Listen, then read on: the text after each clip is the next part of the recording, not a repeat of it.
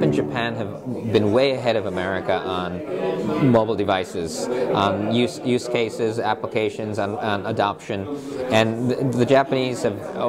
the notion of cyberspace is a very American idea of having a screen and being online or offline, and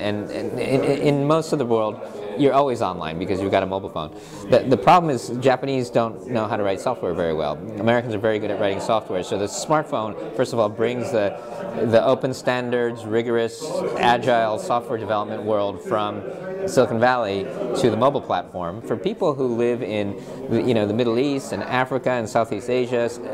whether they're human rights workers or young girls in villages or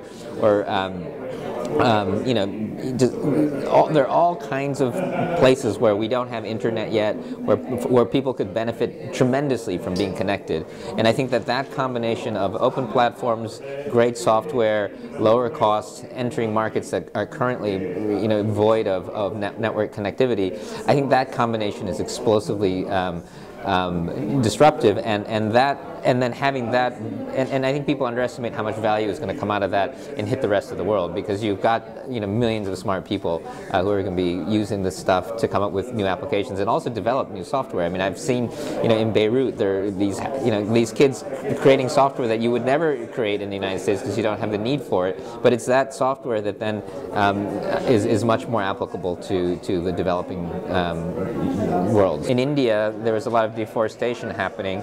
because the monsoon seasons were changing, so they were going into the woods and cutting down trees and boiling the roots and with the wood in order to eat them. And it was causing deforestation, so what he did was they created this